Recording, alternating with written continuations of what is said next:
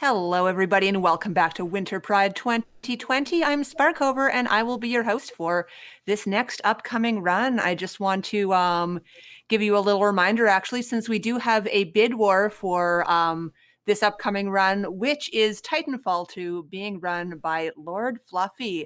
And they've got an incentive for should we be nice to our robot friend and take the tool without killing it? I mean, I feel like leaning on kindness is nice, but if you have any other options, we've got a save and kill bid war going on for that, which will be coming up later on this run.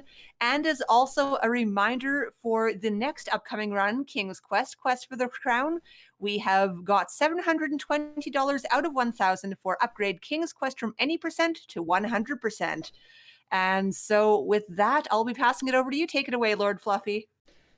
Hello, hello. My name is LordFluffy. You might remember me from yesterday when I did Super Mario and the Cursed Castles. I'm here with a different game, different genre, same basic deal. It's a movement-oriented speedrun. So, this is Titanfall 2 Any Percent. Titanfall is an incredibly fun game, but I'm not here alone. This game takes a lot of patience and a lot of focus, so I've got two people here with me. Why don't you introduce yourselves? I'm at Smitty. I speedrun this game on PlayStation 4. I'm a gamer. I run this game on PC.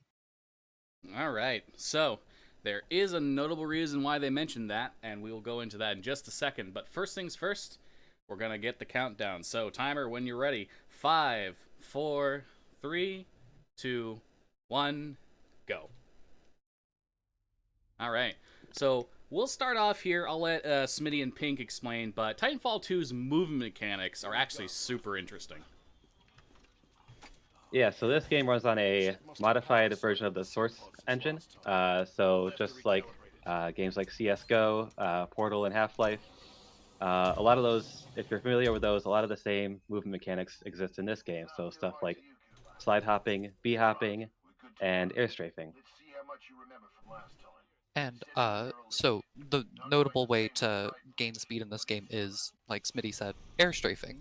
So there is technically a speed cap in this game, but we can subvert said speed cap by holding the left and right movement buttons and moving our mouse to strafe. And Lord Fluffy is slide hopping and strafing down this hallway. And slide hopping is a similar thing to bunny hopping, except in Titanfall 2, since it has a slide mechanic, it is a much a not as tight window for slide hopping. There is still bunny hopping in this game, and it is still used somewhat in this run, but it has a much tighter window when compared to slide hopping. Yeah, so the other major movement mechanic in this game is wall running. Wall running is faster than running on the ground. And we're gonna say wall kicks a bunch in this. When you jump off of a wall, you get a somewhat of a speed boost the instant you jump off. And if you jump off within one game tick or one frame of touching the wall, you'll get a major speed boost. You can still get smaller boosts by going off the wall within 3 to 5 ticks, but frame perfect wall kicks are one of the fastest ways to gain speed up against a wall. Yeah, so you can see there's an in-game like speedometer in the gauntlet itself. Normally your wall running speed is around 30 or so kilometers per hour, and when you hit a frame perfect wall kick, that can shoot up above 50.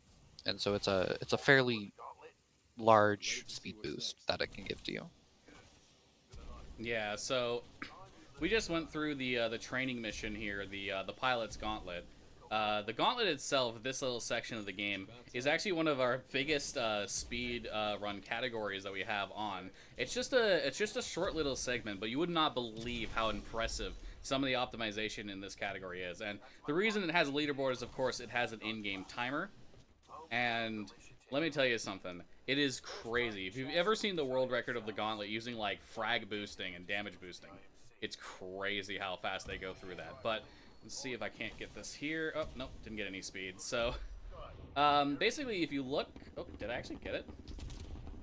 No, I didn't. Okay. So, that Titan that just came down from the surface, if you jump into that circle, in around 7 to 5 seconds, What ends up happening is the game, for whatever reason, makes the Titan come in on an angle, and it looks incredibly funny. You can get it on such an angle that it comes in underground, and honestly, that's the funniest thing to me. It doesn't do anything. It's literally irrelevant in terms of speed, but it's funny, and that's what matters. And so just a little bit of exposition right now. So you are a rifleman, Jack Cooper in the militia, and that dude right there in front of us, that is pilot Ty Lastimosa. He's training you to become a pilot, who are the elite of the elite on both sides of this conflict, which is the IMC, which are evil space capitalists, versus the militia, who are the rebels, basically. And so that's what you were doing. You were just training in the pilot's gauntlet. Like, that's where pilots train to become pilots. And, you know, because, yeah. It's a lot safer to train in VR than it is in the real world, basically. So that's which Cooper will unfortunately learn throughout this run. All right. So we're heading into the first, like, real level of the game now, BT-7274.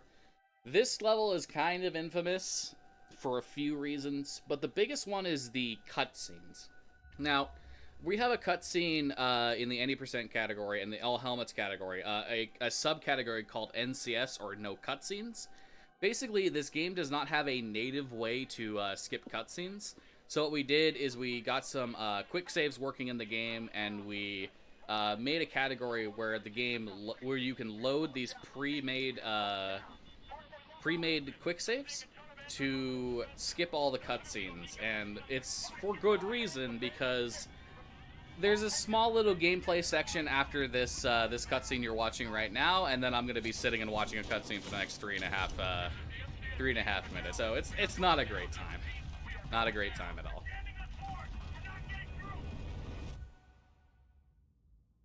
So yeah, oh, go ahead. Yeah, so what I'm going to do here is I'm going to get a slide boost, and I'm hopefully going to carry all that momentum all the way to the trigger of the next cutscene, but you can go ahead now, Pink. Oh, I was just going to say, so the no cutscenes category, just because there's a lot of loading specific save points, it's not very marathon safe, but it does cut out about 24 minutes total of cutscenes. So it's a much shorter category when compared to any percent. And so in that matter, it's just a lot more easy to access. And like, I know I personally, like, I don't always have an hour and a half to run, but I do sometimes have an hour more often than not. Alright, perfect. Got past all the obstacles there. Got right into activate the 18-hour cutscene. Now, this is the infamous part. So, Titanfall 2, trust me, the game is not all cutscenes like this. It is actually very fun, super cool movement stuff. But you do have the infamous 18-hour cutscene, which takes forever, and let me tell you something. This is just one of the best locations for donations if you got any. So go right ahead. Well, all right, indeed I do. So we have got a $50 donation from Mama Bear saying, I am donating for all the wonderful LGBTQ plus people and for my daughter, Sixfold. Thank you for doing this wonderful marathon for the Trevor Project, Mama Bear. Hey, thank you so much, Mama Bear. And by the way, shout outs to bears. I feel like I'm very happy I got to read that. And as well, we've got a $25 donation from Forte. No comment, but thank you so very much. Alright. So this is probably a good point to explain BT-7274 as a level. Now, for whatever reason, the devs took a lot of time on this level to make the geometry and the hitboxes of the geometry almost perfectly match the actual, like, design of the geometry. So sometimes you might see me be going forward in a section, and then suddenly I'll jut to the right, or jut upward, or jut to the left. And the reason for that is I just hit the absolute worst possible spot on the geometry, and it just shoots me in another direction. So this stage is brutal to optimize very early on for runners. You'll often see people have a hard time, like, starting to learn and get used to this level, and combine that with the fact that you go from a 30-second cutscene into 2 minutes of gameplay into another 2.5 2-minute cutscene into another minute and a half cutscene into 30 seconds of gameplay into 5 minutes of cutscene, it can make resetting very early like very frustrating in this game. That's the main reason why NCS exists, but thankfully I just enjoyed the time to rest my hands, so we're not quite done. Although I am moving the character around, we're not quite done with the 18-hour cutscene. Unfortunately, this is just still technically part of it because we wait for the Titan here to let Lastimosa out, and then, you know, we just shoot him a couple times, and then we hold E, and the first frame possible, we go into the next part of the cutscene. Oh boy. Oh boy. Trust me, guys, the run's coming soon. I promise. And this is the cutscene where Lastimosa, after training you, dies because of all those apex predators that were existing. And so basically right now he's just saying, take the Titan, take the jump kit. And so with the jump kit, we're going to get access to all the movement tech that we were able to use in the gauntlet. Like, as a just regular rifleman, we didn't have a double jump. We could technically still wall run, I'm pretty sure, as a rifleman, but you get your double jump, you get slightly more floaty just because of the jump kit. But yeah. Alright, we're going into the first section of gameplay here. The first thing I'm going to do is jump back a couple times, get on a wall and jump off it. That'll subvert the speed cap and allow me to go straight into a slide boost here. We only have access to a single jump right now because in lore the jump kit is calibrating to us. So it makes moving through this section a little bit tricky. Thankfully I haven't been trolled by the geometry yet at all, which is very good. Oop, thank goodness that happened. That's first time for everything. But I had something I wanted to say here. Smitty, help me. I forget. Right, the controller versus mouse and keyboard differences. Oh yeah, I can talk about that. So on when you play this game on PC, you have a keyboard and mouse, like LordFluffy is. But I play the game on PlayStation with a analog stick controller. So what that means is that keyboard players have what's called digital movement. So the keys they press are either on or off. And very nice Death River right there. But me on the controller, I have analog sticks, which can be varying degrees of on or off. So it doesn't really mean anything as far as strats and movement tech goes. The whole game, I guess. But typically, controller gameplay is a lot smoother. And yeah, it's pretty much a lot smoother. Not as sharp corners and stuff. But mouse and keyboard players are going to... Sorry, I'm losing my head here. Mouse and keyboard players can use something called lurch, and so they can corner really well and typically take a lot sharper turns. Yeah. Oh, go ahead. Don't let that fool you, though. Controller players are just on the same... they're on the exact same level as mouse and keyboard. There's advantages and disadvantages to using either control scheme. And I just want to make it clear that both a controller player and a mouse and keyboard player have held the world record at some point during this game's existence. So if you're worried that like mouse and keyboard has advantage, no. You can learn how to play this game just as well on a controller. Yeah, and going back to lurch. So lurch is when you press a directional key, A or D, within like, I think it's like a second or so after jumping. And so when you jump, you then lurch in that direction. So if you're holding left and you jump, you'll go left instead of just jumping. And so controller doesn't have that, but the way mouse and keyboard can abuse that is with tap strafing. So if if while slide hopping and holding a directional key, we tap the W button, it'll allow us to abuse said lurch and take like some nice sharp corners without losing a whole bunch of speed. And also another cool thing about keyboard, we do also technically we can like negate our lurch by holding the other directional key. So instead of like holding A and jumping and then lurching to the left, we can hold A and D and we'll just perform a 0 lurch jump, and we call that just a no lurch double jump. All right.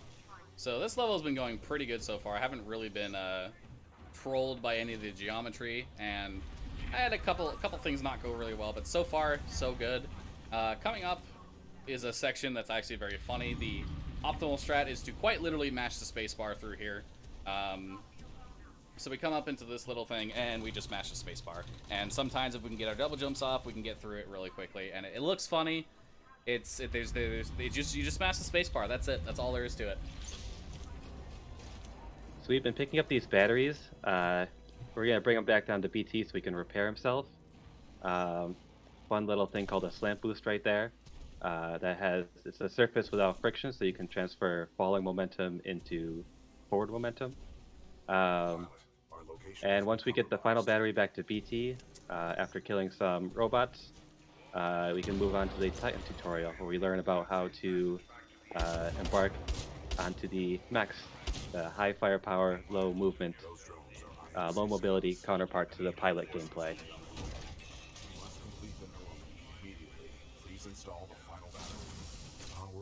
Alright, so real quick, I'll just make a demonstration. If you watch me jump, I'm running straight forward, and then I tap left, and you see that I lurch slightly in that direction. That is actually detrimental in a lot of cases. You don't want to actually do that, because it makes you lose forward momentum speed. It's only within the first 0.5 seconds of jumping that mouse and keyboard players can get that. Sometimes it's advantageous, like going around tight corners. You know, you're going to lose your speed anyway. You might as well, like, use that to your advantage. But other times, especially just in general, like, gameplay, you don't want to lurch as much as possible to maintain as much speed as possible. So now we're inside of BT, and we're going through a little tutorial section of just generally the first loadout that we get, the Expeditioner loadout. So he'll just show us how to use missiles that lock on, use the Vortex Shield. This is a little bit of a section of RNG, but it's not too bad. So we're going to start off here. We're going to use the Vortex Shield on these guys. We only missed one, but thankfully another wave of these guys comes, and we should be able to get all of them this time. Yep, there we go. So another wave down here with 2 drones. Didn't quite get them. Yeah, this is the main reason with the RNG, because like sometimes these drones will be in a good position that you can reflect everything right back at them and kill all 4 of the things. Other times you unfortunately have to wait for the drones to be nice to you.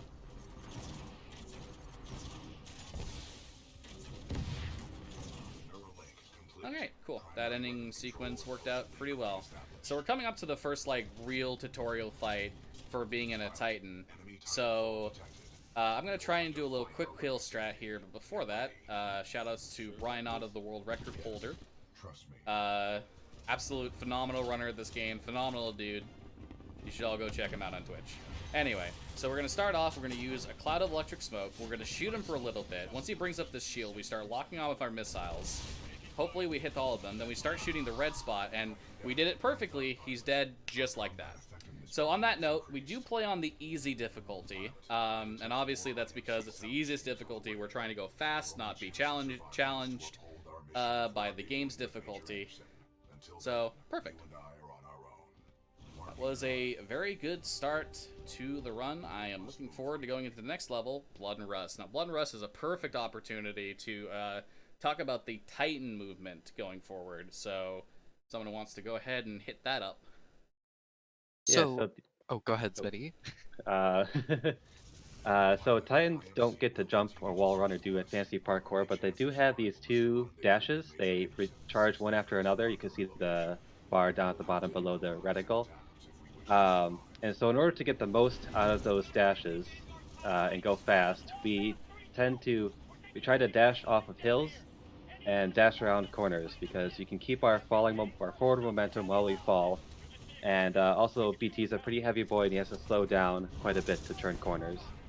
Nice tone slide. Yeah, so what I just did there, as mentioned, is called tone slide. It doesn't save a whole lot of time, but it's a good explanation for how hitboxes work with each other in this game. So sometimes the way hitboxes collide can be funny, and in instances like that, if you land on top of another hitbox, you'll just like slide right off of it. You just maintain all your speed and slide right over top of it, and it's very funny. But you just love to see it. In And this so room, the intended go route ahead. is to go all the way around the far right side, but we can instead just kind of jump up and go in the room and move on to the next part. Yeah, and we cloaked going on that wall just because the tones in that room, they like to shoot us, and shooting us hurts. Even on easy. Yeah, you can still be one-shot by certain Titan attacks as a pilot in easy mode, so you do try to avoid getting hit by Titans as much as possible, even on easy difficulty. Blood and Rust, the rest of this is going to be mostly pilot movement, except for a boss fight at the end. Blood and Rust is pretty fun, but also challenging because there's lots of tight hallways, sharp corners, and little awkward spots to go around. This is Sniper Canal, where there's a bunch of grunts here with Kraber snipers. They can be annoying because they can shoot you, and for some reason the Kraber bullets slow you down. And you, if you've played Apex Legends, yes, you heard that right, the Kraber bullet. If you don't know, Apex Legends is in the Titanfall universe. It's just set 30 years after around 30 years after the end of the war, which is the Frontier Wars, which is, you know, what we're doing right now in this timeline, participating in a war. So you may hear certain things that are familiar to you if you've played Apex Legends but haven't played this game before. We're coming up on a section that can absolutely screw me. I messed it up, so unfortunate. Gonna have to just back that up. A little bit slow, but perfectly fine. Yeah. Fortunately, those stalkers just not in the greatest position. Yeah, and these tight hallways can be very punishing, just because, you know, if you bonk, you lose your speed, and since they're so tight, there's also a lot of grunts, so you can bonk into them. You can just run into a lot of things that doesn't make it a good time. Up next, we have a large skip. There's supposed to press a button, and then we get locked in a room with a bunch of ticks, those things that run after you and blow up. It's a like 5 to 7 minute long fight, but instead we're gonna skip it. So after we go up and press the button, Fluffy's gonna go turn around and jump across a gap and land on a pipe. Oh no. And uh-oh. And once we get up there, there's this big wire fence that we're not supposed to be able to get through, but you can embark through it. Yep. That was a You can really good embark backup. through it. Well, sorry not to interrupt you, but that was a really good backup. That was pretty good. And we can just skip that whole fight and then move on to the Kane boss fight. Kane is very fun. So yeah, that's definitely what we can call a sequence break, and you'll be seeing a few of those in the run, but that's definitely the first major sequence break in the run. So we're coming up here to Kane, and he's a wonderful dude. Except for You were not invited to Kane's he doesn't invite you to his party, so you know he's rude. He's a rude dude. We gotta kill him as a result. So hopefully we do this fight right. But the idea here is we're going to wanna get double lock on with the tone loadout here. Whenever you get 3 marks on a Titan, it'll mark red, and then you shoot then you can shoot a locked on missile barrage at them. If you get 2 marks, you get 2 volleys. So the idea here is you're gonna get him to use that thing, and then we'll use our salvo core, which is an ultimate ability. Think like something from like say Overwatch, for example. Use a swap reload, which is just swapping loadouts really quickly to skip the reload animations, and boom, just like that, Kane is down and done. Relatively good fight, and that was a good blood and rust to go with it. I am very happy with that. Good job. And so basically right here, we're just picking up Kane's helmet. We're gonna grab the radio off the side of his helmet and put it in our own helmet, so now we have access to the IMC communications. Alright, and this is a good time to talk about triggers. So, in this game, it's very trigger-gated. So, oftentimes, your progression through a level will be dependent on hitting invisible triggers throughout that level. In some cases, you can manage to avoid those triggers entirely, and still be fine because, say, the end level trigger is loaded. In other cases, you're entirely dependent on hitting those triggers in order to progress, and this is one of those cases. Loading the next level, in order to do that, we have to take Kane's helmet. There's no, like, load zone up here or a load trigger over there that we could do, so it's unfortunate. So, in a lot of cases, even if we could theoretically skip something, we can't because we need to hit a specific trigger, and it forces us to go around it, basically. But we're going into the Abyss 1 now. This isn't the most interesting of levels. It's just some general Titan movement. So if there's anything you two want to go over real quick, you can do so. I'll start. So basically, each level in this game has a gimmick attached to it. So Blood and Rust, in my opinion, was the gimmick. The main gimmick is being separated from BT and the sludge, just because that's everywhere in the beginning, and then you have to deal with it at the end. This level, you're moving through a factory, and so like you can see, like there's trees right there. They're coming down. There's like stuff all over the walls, and like there's cranes and things. And so Respawn did a really good job with making sure that each level's gimmick doesn't even overstay its welcome.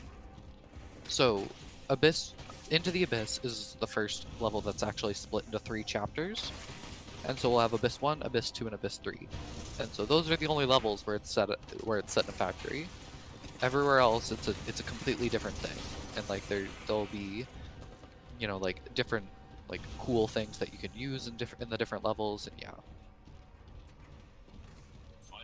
This guy's not cooperating, unfortunately, but we can still get the thing. That's a little bit of a boost that saves you about 8 seconds in total, I think. Maybe a little bit less. I need a citation on that. But here, speaking of triggers, as I mentioned before, so these 3 Titans actually have a trigger tied to them. I need to kill them, otherwise they are really not cooperating here. Yeah, there we go. I need to kill him, otherwise this door here will never open, and there is no way that we know to get past it, so... that I'm aware of, anyway. But thankfully we can get to this section now, and we can get to a little bit of a pilot section before the end of this level. Get around these guys with... That would have been a good example to show up tap strafing, but I forgot for some reason. These guys are... Oh, no. Oh, yikes. Oh, well, this has been going swimmingly. Okay, that's fine. So we come over here, we hit that switch, and now we fall down because once you hit that switch, the kill plane that's supposed to kill you is deactivated, and there is the end level trigger. So now we're heading into the singular most unfortunate stage in the game, Into the Abyss 2. This stage is an auto-scroller. Now you might think auto-scroller in the sense of something like Super Mario Bros. 3, where the stage slowly scrolls along and it forces you to go a specific speed. It's more or less the latter half of that. We can move through the level at our own pace, and you know, we can go as fast as we want. But it doesn't ultimately matter, because once you load into the level, you're on a timer basically, and that timer is just how long does it take for one of these platforms that we're coming up to reach the final area. So ahead of time, I'm gonna ask everybody to make a bet, red versus blue, because when we get there, we're gonna do a fun little mini game that we do to save the time, to pass the time rather, where we kill all the enemies on a platform except for 2 specters, and then we hack one of the specters, turning it blue, and let them fight it out. So hopefully I get to it fast enough. I'm personally on red side. I always vote blue. Woo! Look at me fly. And that's one really cool thing that we can use in this level is the platforms. So we can use like Fluffy there used like a platform launch. So that platform was moving, and as if we jumped off of it while it was moving, it imparted the speed from the platform to us. And so that's really important for a trick coming up later at the end of the level called Dome Skip, or Dome Launch. Not Dome Skip. So what we just did there is we, instead of taking the intended route through this level, we swept off to the right side there. All these rocks are walkable. real train, and we're just skipping ahead to that waiting room. So this doesn't, of course, we're still in an auto scroller, so it doesn't save any time. But that's called Toad Splice routes. And the all helmets category, which is our kind of all collectibles or slash 100% category, we do this whole level because there's a couple of helmets. Yeah, Told Spice is just a generally safer thing to do. It may look kind of scary at first, but trust me when I say that it is unbelievably unbelievably easier than going through the route intended. So Yeah, there's a lot of platforms that decide to crash into the ceiling. There's a lot of you know, just assorted things that can and will kill you throughout the level. why are you up here, sir? Why? Get back here. You're not allowed to be up here. Get hacked. I've never seen this guy up here. What is this? I don't even know if he's actually gonna fight the guy now. Oh yeah, you can get punched instead. Did I kill Where's the other Red? one? Is Red over there? Oh yeah, Red's over there. They're just not gonna fight each other. It's a draw. Okay, Great, awesome. So the answer is purple. That's who won. I've never seen one of them in that position ever. That is crazy. I think I've seen one of them up there like once maybe, but... So this is the platform we were talking about. This is the first platform that comes to that last area. And so it's the first platform we can get on and the quickest we can get to it. And so this platform is just going to take us over to a dome. It's on its way to said dome, and where the boss of the next level, Ash, is testing different things for the IMC, namely Reapers, which are kind of mini Titans. And yeah. Alright, so as mentioned, coming up is a trick called Dome Launch. There's multiple different setups that people use, the visual indicators, timing stuff, but the main setup that I use is I get my crosshairs about right here on this particular edge of this platform, and then I aim it over here, right about to here, and I use a visual indicator on the bottom right of my screen. I might still be able to get something off of that. Nice, got the backup. Cool. So that is Dome Launch. The momentum conservation that you can get can carry you all the way up here to the top. And that little area over there is a trigger that we unfortunately need to hit to progress the level. Once again, talking about trigger gating. But otherwise, now we are just waiting. So coming up next is the hardest trick in the game. Hopefully I get this first try. Line up here, it's looking good. And nice, we got it. That is Dome Skip, and don't believe me, it is actually the easiest thing in the game. So as it turns out, that piece of wall that I just walked through doesn't have collision, so you can quite literally just crouch and walk through it right out of bounds. It is not hard at all. I recommend even beginner players pick up that skip. It is just time safe. Because it skips a... So normally you're supposed to like wait for these platforms all to go up to the dome, and then normally it goes dark and it spawns a fight. And so you fight, then you have to deal with like Reapers, you have to deal with Spectres, and then you have to deal with the rest of the like IMC that come in. But instead, we go out of bounds, and we go to this one specific spot, and then after that happens, we jump, and we let it fall. And so once we fall, that's the end level trigger, and we're done. Yeah, so what ends up happening is when the screen goes dark is we get teleported off into the distance, into another dome completely, and where we're standing is right above the end level trigger, so we just fall right into the end level trigger and can head on into the Abyss 3. And so this first part has some like, you know, tight rockways and like tight little places we can go through. But this is a fairly cool skip. It's called Cylinder Skip. So this button, it activates these cylinders. And what we do, we fly ahead and we get into one. And it lets us come out over here where we're supposed to like We're supposed to end up on the other side, but instead that way still works. Yeah, so that ends up saving about 10 seconds over waiting and doing the intended strat there. And that's one of 2 skips we're going to be doing in this game. Smitty, if you want to explain the other one while we get there, that'd be great. Yep, so we're going to do Ash Skip, which is our second out-of-bounds skip out of 2. So after we do that, the rest of the game will be inbounds. So after we re-embark on the BT here, we'll be running forward and go into the second boss fight, which is Ash. Great robot, great fight, but we're going to skip the fight. And we do that by using the hover ability for the Brute Titan loadout, which is kind of like a VTOL hover kind of thing. And we'll use that to dash forward and hover and get up on top of a pipe that's not a safe location for BT to stand or be in. Next thing we'll do, we'll disembark and re-embark, and the game will put us in the nearest safe spot, which happens to be out of bounds. So this is Ash Skip, or some people say Solitaire Skip, for obvious reasons.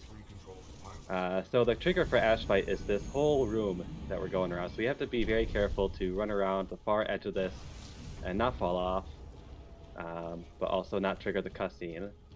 And then we round out the Ash Fight by dashing twice off of some rocks, running into another invisible wall, disembark, re-embarking to phase through it. And then we'll use the hover ability again to get up on top of this hallway here and run up to the end level trigger, which is up at the top. Yeah, so thankfully the end level trigger here is always loaded, so we can make this skip work. Now the thing about this skip is it on average saves time, but it is still technically faster in some situations. If you get like perfect RNG, it's still technically faster to do the Ash fight. But we're now done with Into the Abyss, and we're going to be heading into my personal favorite level in the game, Effect and Cause. So this level's also split into 3 parts. The next one will be 2, but there's 3 levels in the middle that are all split into 3 parts. This is Effect and Cause 1. We're at this research facility, and, oh no, something weird is going on.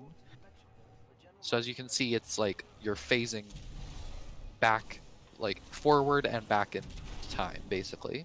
So this shiny, the shiny one with people, that's the past. That was before this whole facility was destroyed. And then the, dark, fiery one is the modern timeline. That's where you are. Alright, So we're gonna go down. Go ahead. The goal here was basically to meet up with Major Anderson, and we're going to be doing that in a way. So go ahead, Smitty. That's what I was gonna say. Oh, well, my bad. That's alright. We're going to come up here. And this is Major Anderson. Don't mind him. He's just hanging out. I think he's fine. Just ceiling time. Don't worry about it. Yeah, I get cut in half by a ceiling every Thursday. Good for the soul. Oopsie daisies. And so we just have to bring Anderson's helmet back to BT so he can scan some data and give us exposition. Yeah, so this is unfortunately an unskippable section. In all helmets, you would go and you'd grab that helmet, and then you'd come up here anyway. But since we got time, I'm going to hand it over to donations. But real quick, I just want to express something. This is something I do always on my stream. I write something on the wall. So I think while I'm here, I might as well express something. Trans rights are humans' rights. So you can go ahead with donations. Very much agreed. So we've got a little bit of drama here on our bid war for the saving or killing of Mervyn. If I pronounced that wrong, I'm sorry. We are currently tied at $25 for both save and kill. So it would be very nice to see someone tip the scales on that. And as a reminder, we also do have the donation incentive for upgrading King's Quest, our next run, from any percent to 100%. That is currently sitting at $770 out of $1,000. So definitely, please, if you are able to donate, folks, please get some donations. And we are raising money for the Trevor Project here at Winter Pride 2020. All right, so up next, BT is going to pick this thing up, and he's going to throw it up there. You know, you'd expect us to be able to climb up there, but there's invisible walls in the way, unfortunately.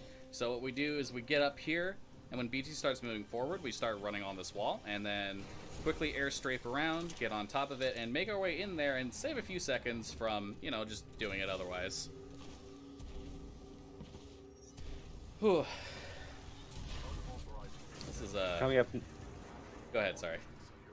Coming up next is gonna attempt a trick called FTL, or faster than light. There's these laser barriers, and when you hit them, they kick you away from them at a really high speed. So once the time changes back and forth, we're gonna get on the wrong side of the or the right side of the barrier, back into it, and be kicked down the hallway at ludicrous speed. But it's very, very hard, and it's very, very dependent on setup. Nope, didn't get it. It's very unfortunate. It is unfortunately really hard, and even sometimes if you get the boost off the wall, sometimes you won't have the right speed, and it is possible to soft lock while doing the trick, so... Yeah, time swap, the time can swap while you're in a section where there is no bridge, or like the bridge has been broken, so you can't get out on either side, and so it can just soft lock you there. But now we're coming up into my favorite individual level, Effect and Cause 2. Now, we just Anderson's still hanging out, don't worry about him, but we took his wrist-mounted device, and now we have the capability to swap time ourselves, and this creates one of the genuinely best experiences I've ever had in a video game. Just the puzzle-solving aspect of swapping time back and forth to progress through a level is very good. And then the way they implemented some platforming later in the level with the time swap mechanic in in a place we call Hell Room, it's really well implemented, if not very hard. Prowler is in a good position. Only slightly hit his hitbox, but I made it through, so we can get through here. So there's a lot of scripted events in this game. Like, as you saw right there, I just ran right through a guy. There's a lot of scripted events in this game that are going to happen regardless, so in some cases like that, you can just walk through the scripted event and it'll be fine. But, okay, I need to remember this time. In practice, I forgot to do this. I need to grab these fire stars for a later level, but I forgot to do that in practice, and it wasn't fun.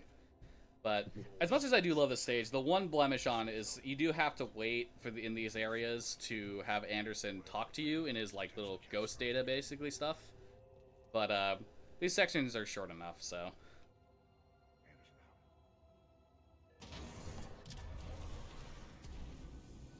So basically, we're just moving through the hallways. We're just trying to get to each place that Anderson made his logs at.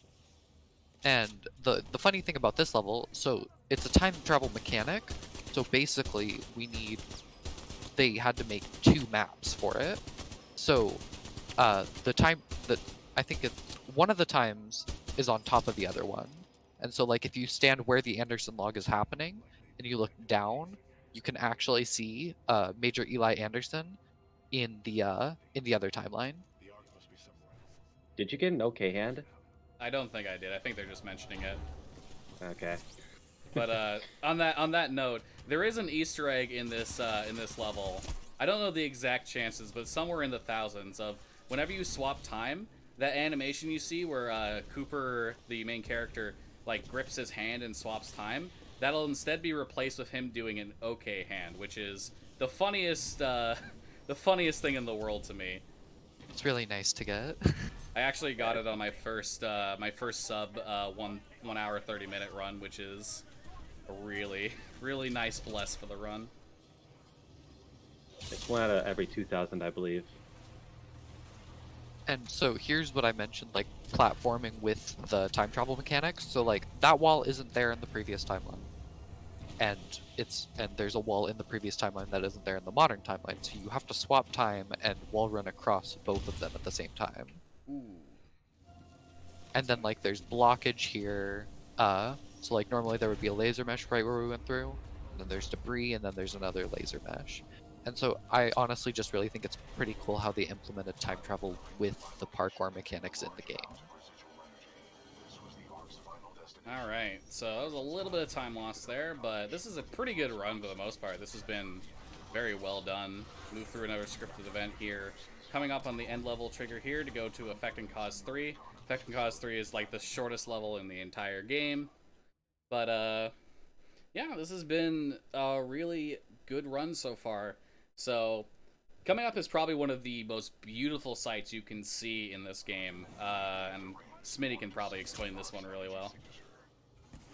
Yeah, so a little bit back to exposition a little bit.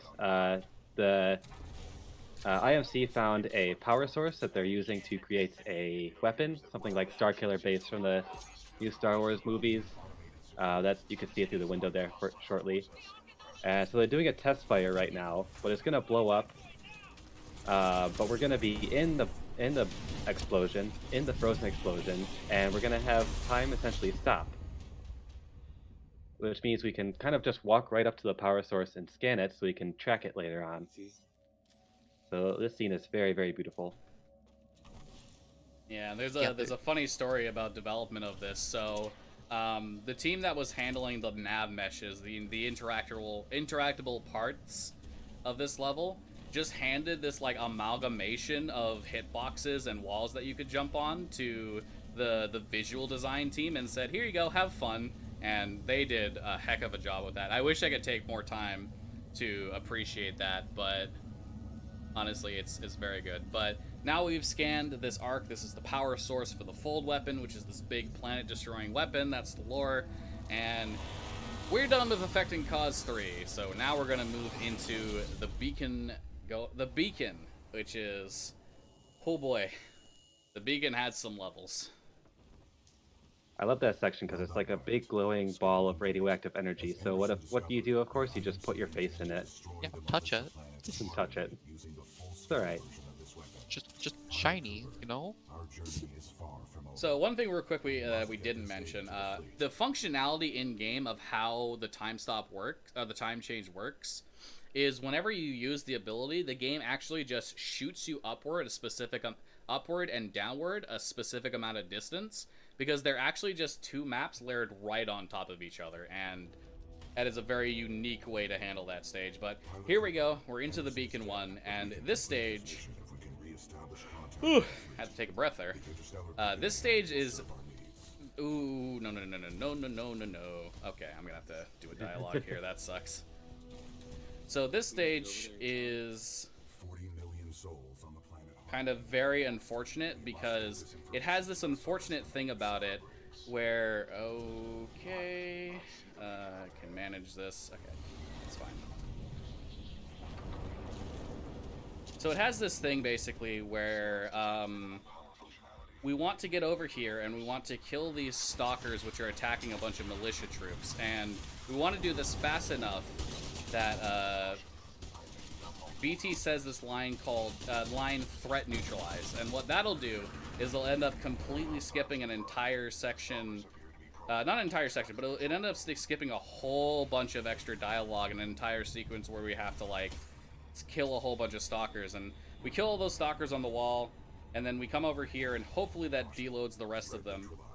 Alright, there we go. So he says threat neutralized, wait for that animation, otherwise we crash, and boom. Alright, so that is done. So that's basically the end of Beacon 1. That's all you really need to do. I wasted a little bit of time because my movement at the start was bad, so I had to activate one of the pieces of dialogue in order to skip all the rest of that. But now we're into a little bit of a cutscene section, and I'm going to go ahead and call the cutoff for the save or kill the Marvin incentive, because we will be handling that in the next level.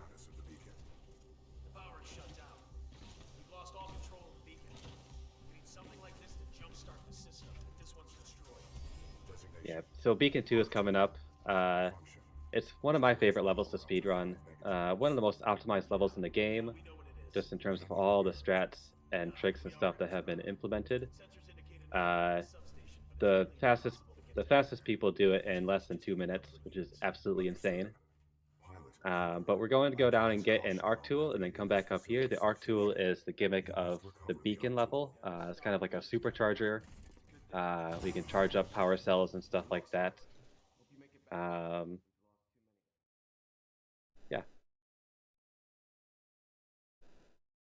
All right, and whenever we can get the results of save or kill the Marvin, that would be appreciated. But for the meantime, the movement in this level is all pilot based, and it is very fun to do.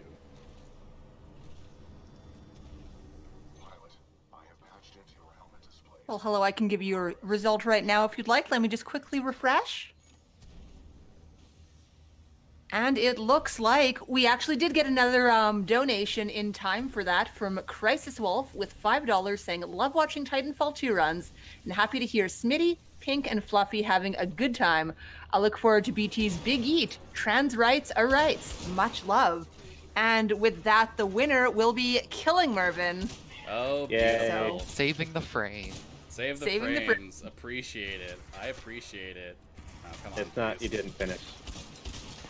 Did I not kill that guy? Sag. Unfortunate. But yeah, so we're coming up on the Marvin in just a little bit. We just gotta go down a couple more hallways with electrified barriers on them. And then we'll go up to a control room and find the Marvin. And the best part about killing the Marvin is that if we just took his art tool, he'd be sad. He'd just sit there and be really sad. And like, we don't want our robot friend to be sad, right? Yeah, you might think you're doing him a favor by saving him, but the actuality here, and I'll just go ahead and say that. Okay. Well, hopefully that quick loads me. Okay, yeah. cool, awesome. I'll just go ahead and show it off for funny's sake. I'm still gonna kill him. Don't worry about it. But basically, if you take the art tool from him like this, you just doom him to an eternity of sadness. Look at him. He's sad at now. that sad Look at what face. you've done. Put him out of his misery. Come on, guys. Don't be rude. So now we're gonna move on, and The next thing Fluffy's going to do is heat sink skip. So coming up, we have kind of these maze rooms. You have to use the arc tool to get through and turn on these barriers so you can not get blown by these fans. The last room is the most intricate one, and we can just kind of skip it by jumping over the side of it, which is done by jumping up on this platform and doing an edge boost. But we still have to hit a trigger here. Oh, that was close. So we just have to set in the room for, or take one step into that room, and then go up here, and then we're gonna get blown by this really strong fan all the way back out to where we started. We'll cross some big gaps and use the arc tool to turn off some fans along the way. And then the very last thing will be stair slide, which is it's not ridiculously hard, but it is a very hard thing to do. To spam jump going up the stairs. Tron Travolta made this.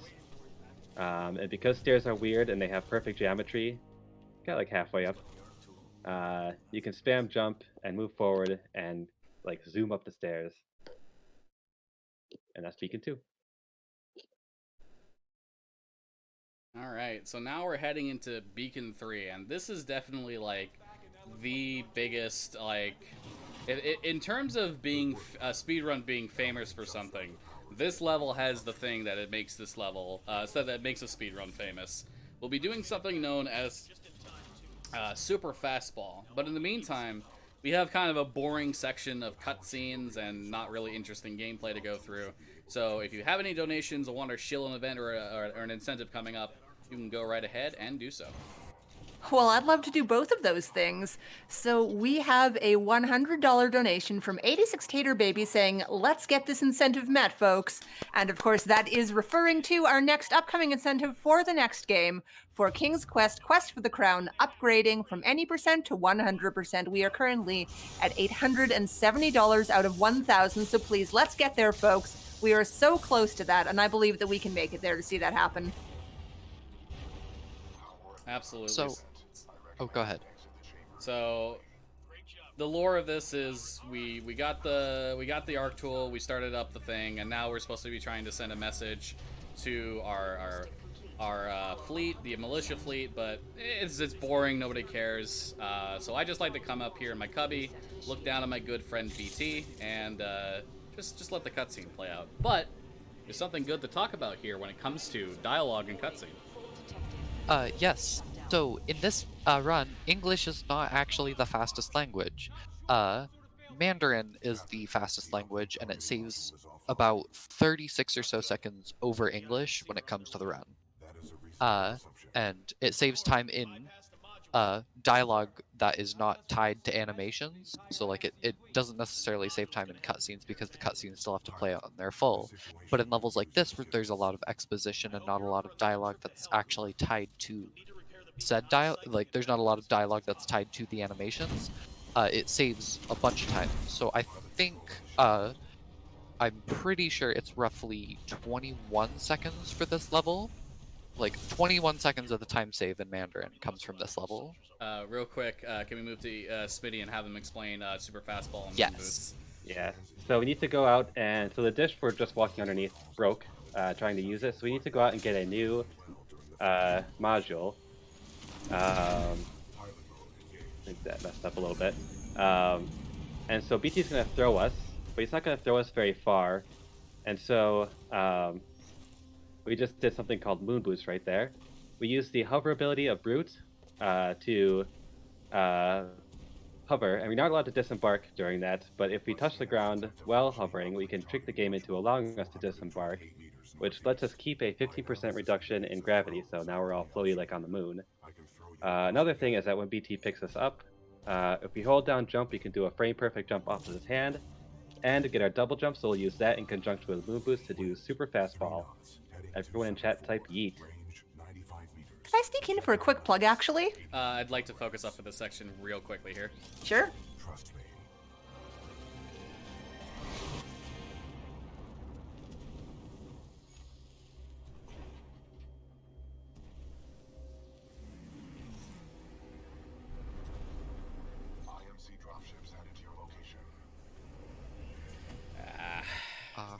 I'm gonna have to do that, otherwise, I have to load that checkpoint there, otherwise there's a potential I could soft lock the level and have to restart it, so do not want to do that.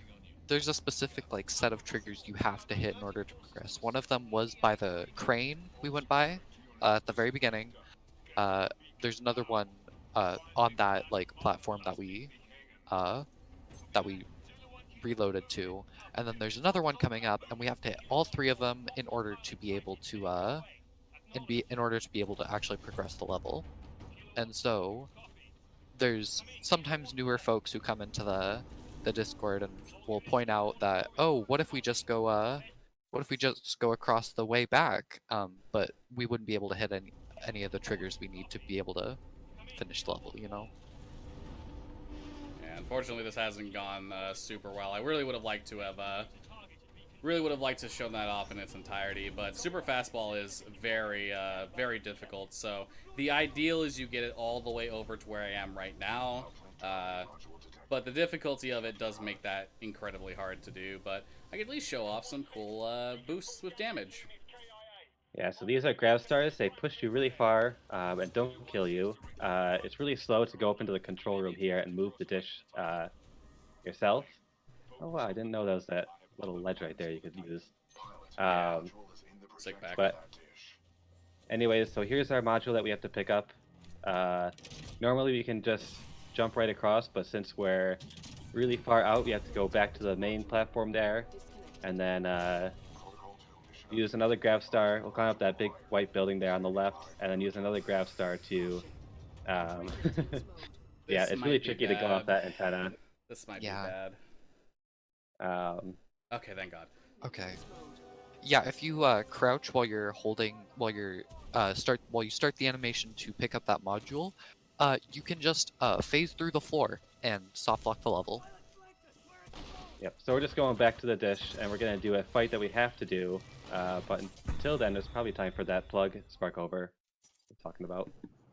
Ah, yes. Well, I just wanted to point out here that we've actually reached $5,000. That is so fantastic. Thank you so much, everybody. Let's keep raising funds for the Trevor Project. Excellent work, everybody. Keep it going. Oh my goodness. Don't be like me and not be keeping going and have to backtrack. Just keep it going, guys, please.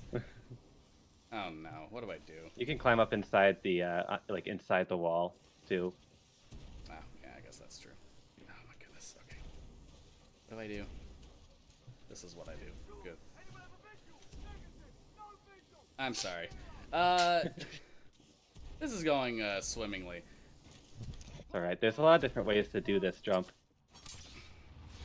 Some people do a grav star right off the antenna. Some people climb all the way to the top. And there's everything in between. Hey, but we got here at least. Hey, we out here. Yeah, so the section here is actually a little awkward to do with moon boots because you're not expected, obviously, to have the reduced gravity, so your spacing on your jumps can end up being incredibly awkward, but hopefully this last grav star boost I'm going to try here works. I'm going to try and use this grav star to boost myself. I'm not going to have enough speed, unfortunately, and that guy was in my way, so that's wonderful. Oh no. Oh boy. That's okay. That's fine. You know what? Beacon 3 is a hard level. This is a run killer. Beacon 3 is a very unfortunate level. It's pretty cool in like the stuff it allows you to do, but also it's There we go. very difficult to do everything properly. So this is a fight we have to do. And the reason we have to hit all those triggers is it makes the fight start quicker. And so after we kill as many of the robots on the ground here, Fluffy's gonna go and look. He's gonna stand at a certain spot and look at certain areas. This is gonna spawn manipulation the rest of the enemies' spawns, but they only pop up in certain areas. So once we get the bulk of them, we'll just be like switching back and forth. And then after the fight's done, we'll have like a little bass boost sound, and then we can do another skip, which is pretty major. BT is going to throw us again, but he only throws us like halfway up the dish, and we have to climb the rest of the way. But instead of doing that, we're going to climb up. Oh wow, that guy took his time, didn't he? He really We're did. just going to climb up. Just going to climb up one of the port towers on the right side.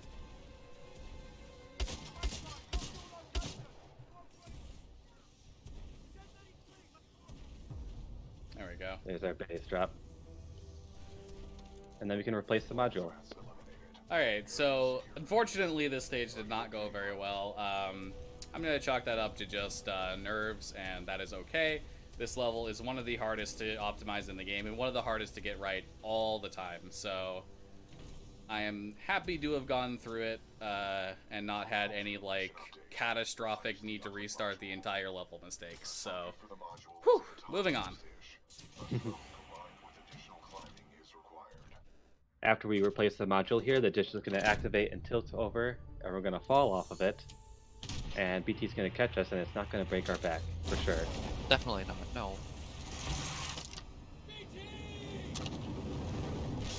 Got you. And we get our iconic thumbs up. And one really cool thing about that falling animation, I'm pretty sure they made an animation to where you catch the gun, Cooper catches the gun, for every single gun in this level. I just activated sticky keys, my bad. Oh no. Oopsie daisies. That was intended, 100%. Activate sticky keys mid-run, totally intended. Alright, so here we're going to be fighting another forced fight. So we start off with 2 Reapers here. Ideally, we use that ability of Ronin and then shoot them, and then that's perfect. So I swap over to Tone here, and I'm going to be doing some spawn manipulation, standing and looking at a specific spot. The next set of Reapers should drop over here. Perfect. I'm going to take these out real quick. And the next thing, again, we're going to be doing more spawn manipulation, but I'm going to be trying to do a specific thing with the Scorch loadout. Caution. Anomaly detected. Possible The Scorch loadout deals the highest potential amount of damage and the most sustained DPS. He's going to use a flame trap and a firewall to bait this Ronin in the back into running right into his flame shield. And he didn't fall for it. Neither did this guy. He wanted to be cool and go straight into his flight animation. I see how that is. Mm-hmm.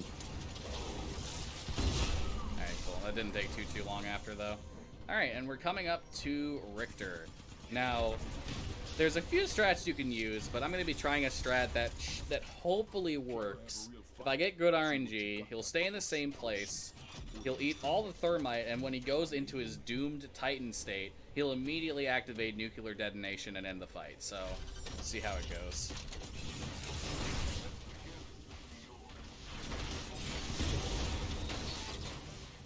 Alright, didn't quite go perfectly, but yeah, as soon as he entered Doom State there, he immediately used his nuclear ejection. So that was a good Richter fight, and now finally we are done with Beacon 3, so whew, we're out of that. And now we just have more dialogue. So this is one of the main parts where the Mandarin time save comes into place, just because there's a lot of sitting around waiting, just for dialogue. Yeah. But we're going to be going out of the frying pan in terms of difficult levels and into the trial by fire. That's the name of the level. It's a pun. Everybody, please laugh. But the next Makes level... me feel better. You got a chuckle out of me. Good. I really hoped somebody would chuckle at it. I really hope somebody would. But we got time for any donations or incentive shilling that you need to do for a little bit. Well, all right. Just a reminder that this is Winter Pride 2020, benefiting the Trevor Project. You can donate by using the !donate command in chat and check out the schedule using !schedule.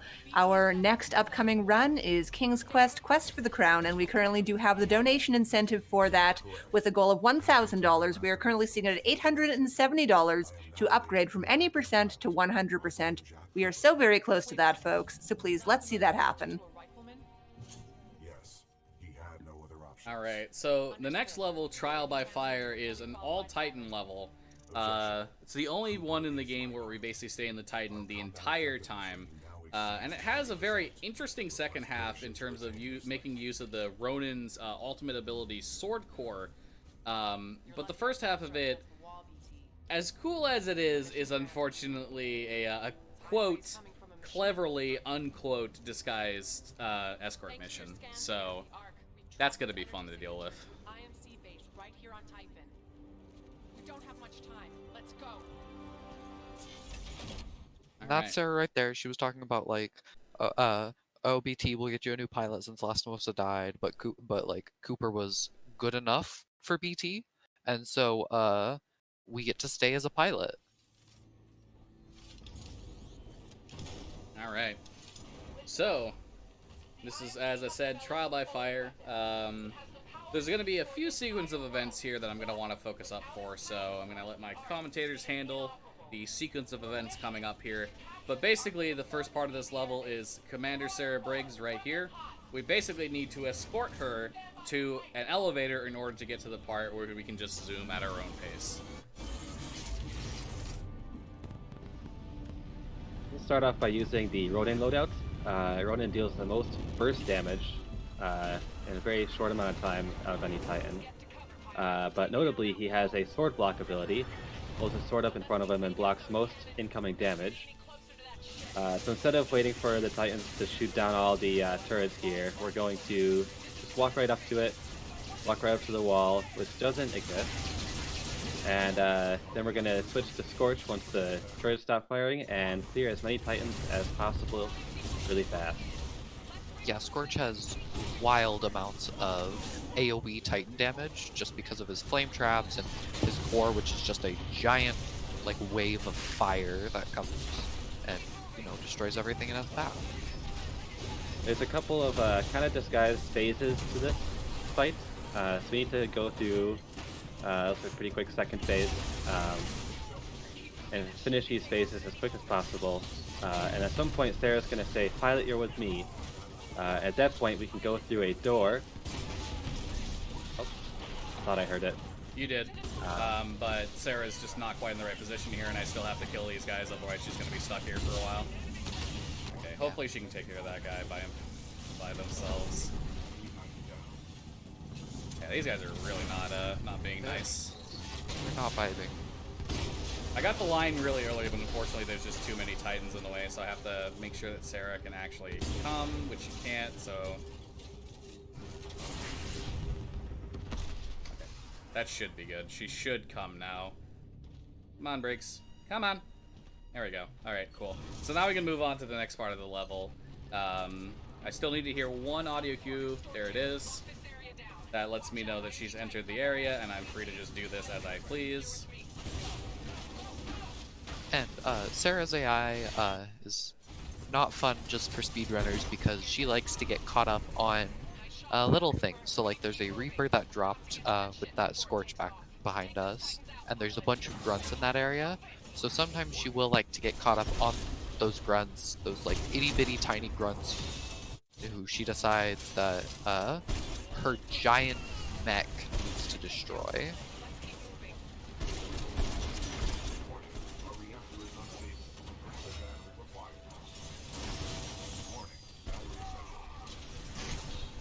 Fluffy, you're stressing me out. Like, Pick up a battery, man.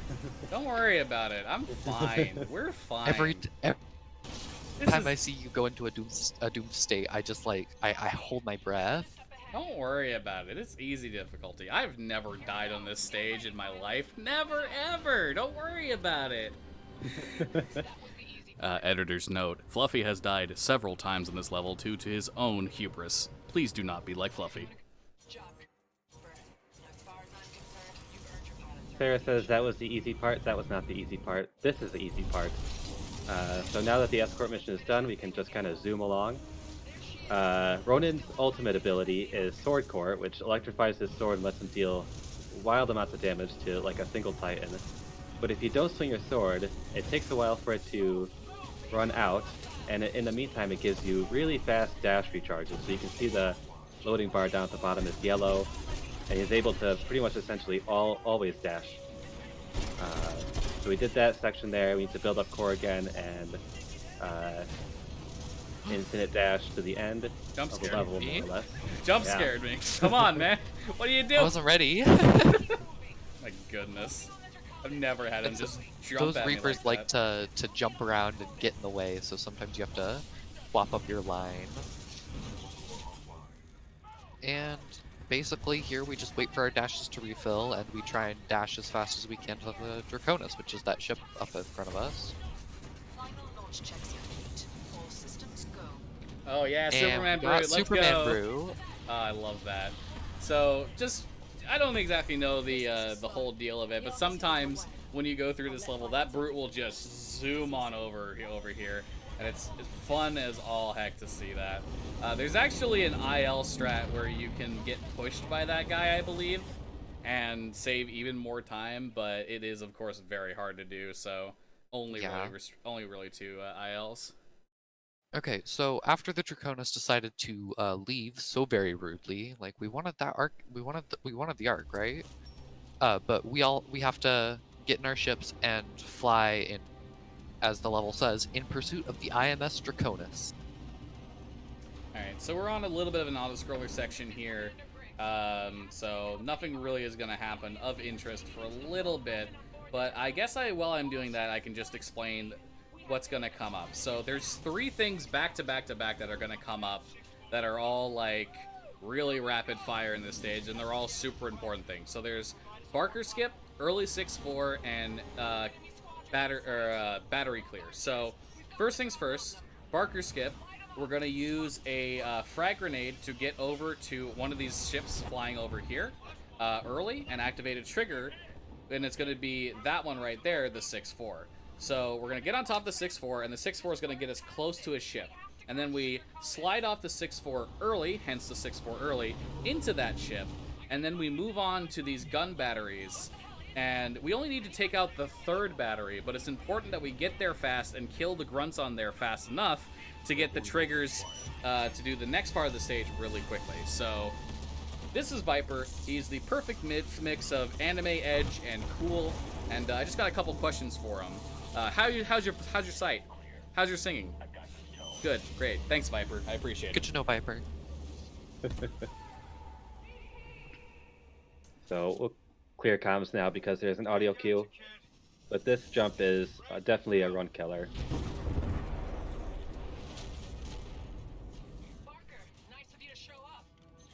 All right, I need to wait. I need to get to a specific position here and Draconis, we can't get past it. need an audio cue here. Report the Malta to secure the deck now. Commander Briggs, this is Blackbird 6-4. Oh, that was so early. Yep, nope, unfortunate. I'm gonna try that again at the very least. That was unfortunately very early. Guarding the Draconis. We can't get past it. Yeah, if you don't get enough of a boost, it On board the Malta to secure the deck now. you'll just fall a bit short. Commander Briggs, this is Blackbird 6-4. We can get him there.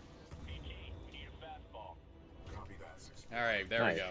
So that's Barker skip. That gets us on to this early. And now early 6-4. Worked out. Nice. So BT is still technically on Barker's ship right now, waiting for us to get in his hand. It's very sad. Instead of getting in his hand. Unbelievable. Oh, hi. I've Oh never, wow! never died there Punched before. and mastiffed. Dang. But Whatever. Sorry, I'm just lingering on that. That was weird. but yeah. So BT, the event of us getting in his hand and him throwing us to the 6-4 hasn't occurred yet. So when we encounter BT later in the level, his hand still has the collision for the Barker throw. And so if we touch his hand when we see him later, the game gets mad at us because it doesn't like sequence breaks. Here's our gun battery clear. Yeah, so one notable difference about this level is that there's no kill plane. There are all the enemies despawn there. There's no kill plane that we can fall down to and hit and then die. It's instead replaced by something called a fall timer. So if the game detects that you're free falling for a certain amount of time, it will just kill you. And breaking the game or breaking the sequence with Barker skip will cause that timer to activate at odd times. But right now we have room clear. I double checked with Brian Otto. It is the 6-4 gonna come and help you clear a bunch of these grunts out of this room, and they are scripted to kill certain enemies. So you have to take a certain route through this room and kill certain other enemies. And to make this go fast. It's kind of a loose, it's disguised auto-scroller. It's kind of loose though because there's definitely ways you can mess it up. But yeah, we'll just be trying to clear these specific enemies. Yeah, the 6-4, like they basically the way we were supposed to do that was we were supposed to wait for Sarah to close her ship's door, and then wall run across that. So the 6-4 they were behind us, waiting for Sarah to close her door. But instead, we decided to just, walk on top of it, and that was room clear. So, but there's some enemies, the enemies that we kill, namely, that the 6-4 is really slow, and or they just simply won't kill them, and so those are the main enemies we have to kill. Any additional ones are a bit extra.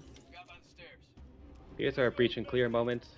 Breach these and take control of the bridge of the ship. We don't actually have to do anything with it. 6-4 will handle it. We can just kind of walk through it and move up to the control console. Then we'll stab the ship with a knife and steer it, because that's how the future is, baby. That's what I'm looking forward to in the future. Can't wait to just stab my car and fly it. During this section here where we're steering the ship to go up right up behind the Draconis, the game can activate the fall timer sometimes. So once we're done with this, it can sometimes just kill you. And there are ways to mitigate it, but sometimes it do be like that.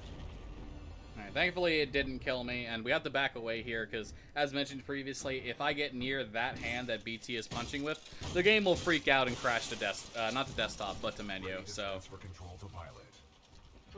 alright, and now we're coming up to the Viper Voss fight, and my favorite thing to do in the entire run. Buddha 1, Viper's on station. Your run ends here, pilot. The RNG belongs to me. No time to save. No run to bless. Boy howdy, I'm gonna miss the English voices when I switch to Mandarin. Yeah, but when you switch to Mandarin, you get WoW. Yep. This fight works more or less like the Kane fight. There's some helper titans we gotta clear out first. And then once we've got nothing but Viper yet left, we'll switch to Ronin, clear some tether traps, and sword core him. And even though he flies, we can still kind of reach him with his sword because Ronin's sword is like as big as a house. Massive.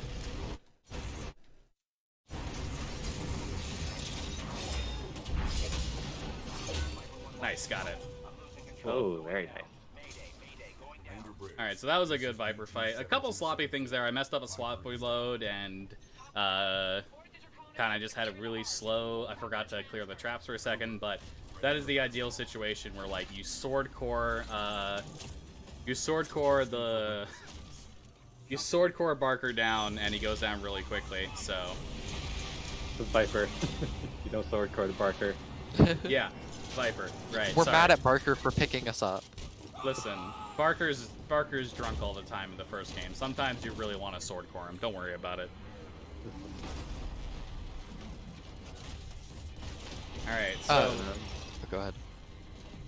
so in this section here, it's just this is a scripted animation. BT loses his arm, but then he shoots off the hatch of Viper, so we have to actually just like oh my goodness, please, thank you. We have to actually shoot Viper inside of his hatch to end the boss fight, so... Left arm severed. And now that we're done with that, we are on basically an auto-scroller section, so... Nothing really else we can do to speed this up. So, once again, if you have any donations, you can go ahead and pop them out right now. Well, I have got some donations. So we have a $30 donation from Absolutely Trusty 193. No comment, but thank you very much. And as well, we have a $100 donation from Fourth Strongest saying King's Quest. And with that, actually, those two donations, I'm very happy to announce that we have made the goal for King's Quest, Quest for the Crown, to be upgraded from any percent to 100%. Thank you so very much, everybody. Awesome. Very nice, very nice. Good job, everybody. But one little thing, so throughout the run, you've seen that we've been selecting specific dialogue options because they're faster. So some dialogue options have less dialogue versus others, like that's just a thing. But an upcoming part, we're given a dialogue option, but choosing both of the dialogues is faster than letting the dialogue timer run out. So we mash X and V, which are our dialogue buttons, and it saves a little bit of time. This way, Cooper. Chat really likes the hexagons. Hexagons are cool, dude. Yeah. Yeah. Best I shape. saw them freaking out over cylinder sketch too. Negative. You're trapped. What are you doing? Protocol 3. I will not lose another pilot. BT. Brace for impact. So if you've never played this game casually, I highly recommend the campaign. Like, the campaign, it might not be the longest campaign in the world, but it is one of the most technically and fantastically well-designed campaigns out there. Like, it works so well with the movement mechanics of the game, and it is designed just fundamentally to be fun, on top of the fact that you actually just get to enjoy the main character and BT. Also, Yeah, oh, go ahead. I'll get you, you precious cargo, you useless neff. Oi, Titan! You're gonna open up and give me what I want. Voice command. Not recognized. Let me just rip it out of him. Can't risk it. The Ark's unstable. Listen, hero. You have what's mine, and I want it back. Go on. Tell your Titan to open up. But what? His feelings? Still trying to be a hero, eh? I have a lot of dosh running on this contract, my friend. So tell your Titan, if he doesn't open up, I will shoot you in the head. So this is Kuben Blisk. Again, if you know Apex lore, this guy is important to the lore of this thing. But this is the main reason why I'm still running in English. The English voice acting in this game is phenomenal, and I love listening to it. I am gonna miss it when I swap to Mandarin for the free 36 seconds, but Let me tell you something. Cuban Bliss voice actor, JP Blanc, mwah, beautiful. Anyway, you were gonna say something.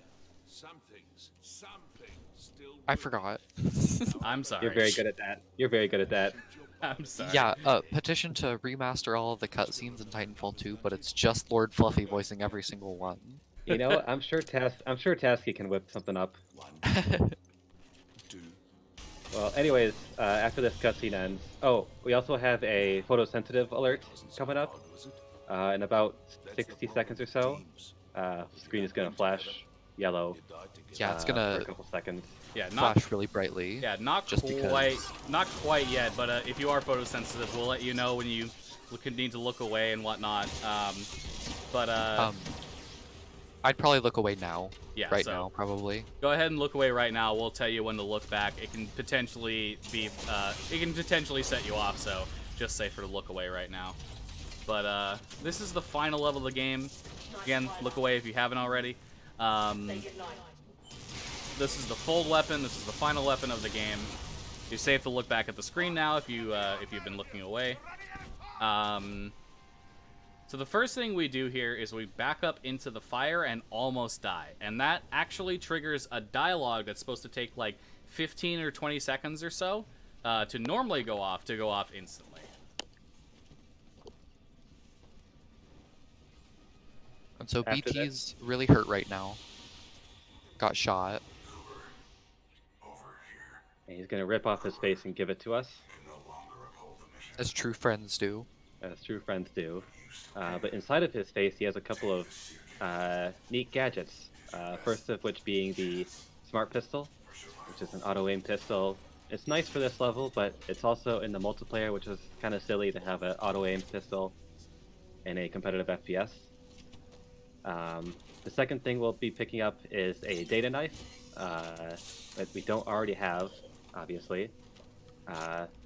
Yeah, do And not. the third thing is BT's data core, which carries all of his hopes and dreams.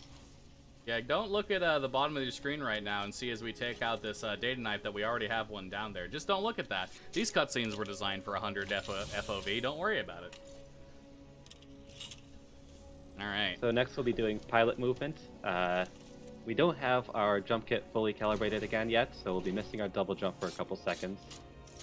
But we need to go and find a spot where we can pull down or call down another Titan. We can put BT's data core in it. Captain, do you have a fix on that signal? I've got something, but it's faint. Cannot confirm. So auto aim pistol doing its work. Core, but it's a weak signal. Are you sure you have the coordinates? Yeah, in this level it is really nice just to get all the grunts out of the way without having to aim. I suffer from extreme speedrunner aim. This is Commander Sarah Briggs. If you can read me, Yeah, it's a really cool concept to have in like a single player. Definitely just going to cause nothing but frustration in the multiplayer. I do think it's relatively balanced in the multiplayer. Just it's one of those things where it's like, oh, they didn't have to aim at me. That's not fair. Yeah, at least Angry they swapped face. it from being an actual primary weapon in Titanfall 1. Yeah, that was just that was a question mark decision if you ask me. It was quote-unquote balanced. Vanguard in the racks. I'm pulling its data core and preparing it for All Titanfall. right, so there's a section here of a whole bunch of like missile launchers and drones and stuff. And ideally here we get on this wall that definitely exists and we get over it. Perfect. Call down the Titan.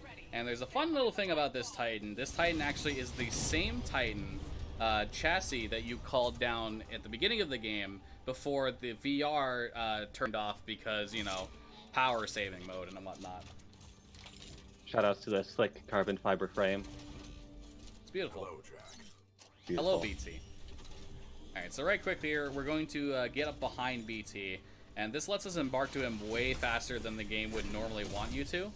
So now we're going to get to another section of Titan movement, and I'll let you guys handle it for a little bit. This section is going to mimic the latter half of Trial by Fire, so we're just going to try and build up our core again real quick. And switch to Ronin, we'll phase through some Titans and use his sword core and always dash to the end of the level, or to the last boss fight. Okay, this is not gone exactly the way I wanted it to, but it's fine. We can just work through it. Worked out. Alright, cool. We got through. Yeah, something I didn't explain, the Ronin has an ability called Phase Dash, which juts you forward in the direction you're holding, and phases you into another dimension. So, like, you can phase through things, and you can get tons of distance, allowing you to get, like, a small time save there. And coming up used to be one of the biggest things of RNG in the run. Oh my goodness. Okay, cool. You actually gonna cause the Awesome. So I They don't actually got it. I actually got the RNG. I said, though, that it used to be one of the biggest sections of RNG. There is a thing with that door where you can actually just go straight through it. But what you saw right there is what runners used to have to rely on before they found out that you could just go straight through the door. You had to hope that a Titan would come and open the door for you, and it was the worst thing ever because you either got the good RNG or you lost 3 minutes. But now we're heading into the final boss fight here.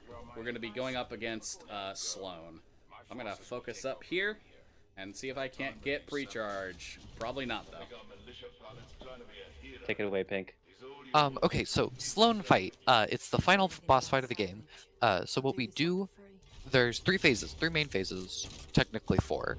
But the first phase, our main goal is just to do as much damage as possible to Sloan in order to get her in her I don't want to fight you anymore phase.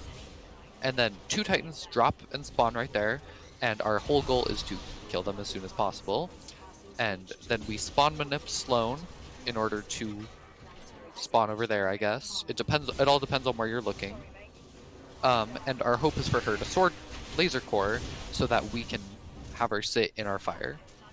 And then we core with Ronin whenever her dialogue's over, and one-shot all of these Reapers.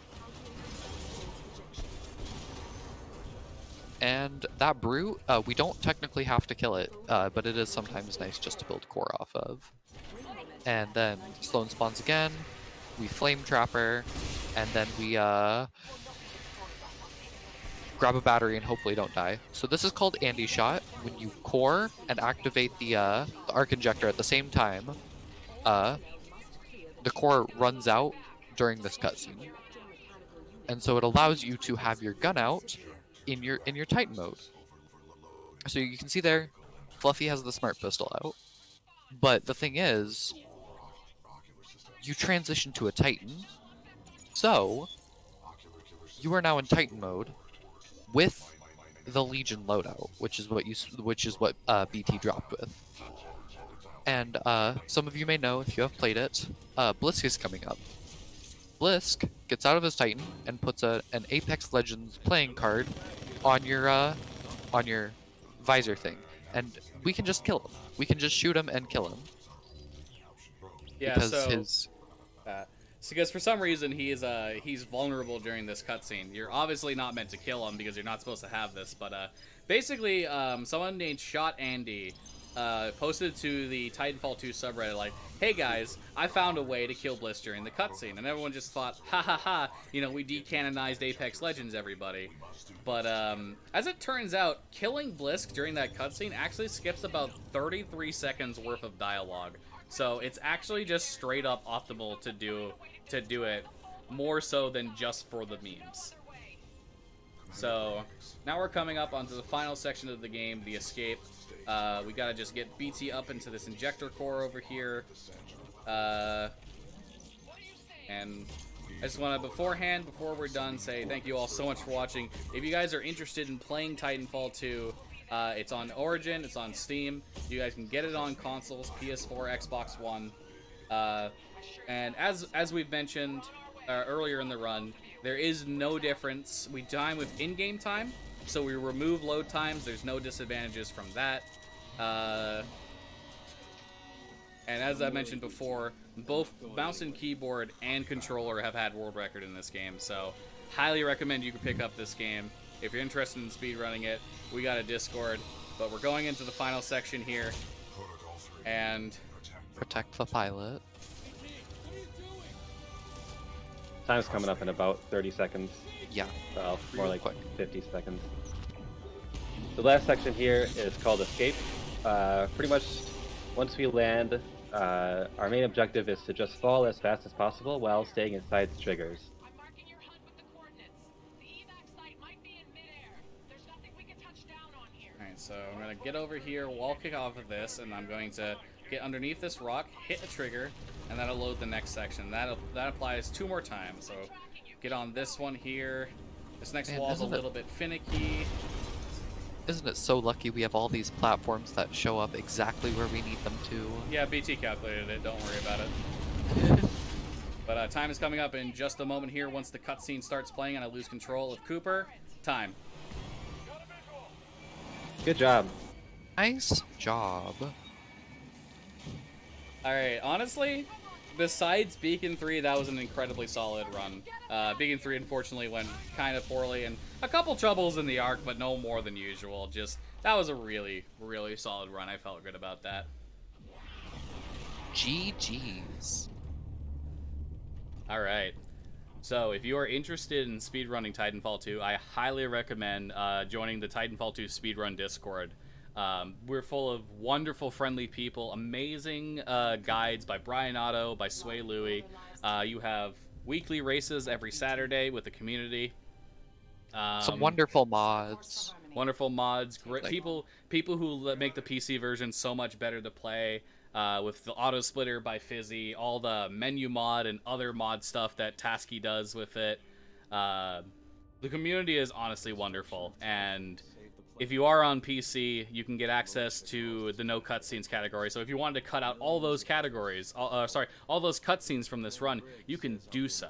And it doesn't matter how good or bad you are at Titanfall 2, this game is so easy to pick up. It is incredibly good for beginners, because nothing that I did in this run is 100% required to finish the run.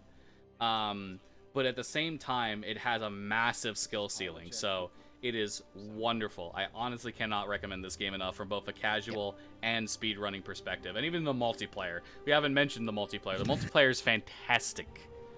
Holy moly. Yeah, this is the first Yeah. game I have speedrun. Same here. Like, it's such an easy speed game to pick up, but at the same time, you still get the satisfaction of practicing and mastering some of the more difficult tricks. Yeah. So there's a breadth of tutorials, a breadth of people who are willing to answer your questions in Titanfall 2 Speedrun Discord. Can't recommend this game enough. But that's gonna do it for me. I know we're well ahead of schedule, but there isn't really anything I can particularly think to show off right now. So that's gonna be it for me. Thank you guys so much for watching. We're gonna move on to the next game. Get your donations in, everybody. The Trevor Project is worth your cause, and I will see you guys. Well, we'll see you guys later.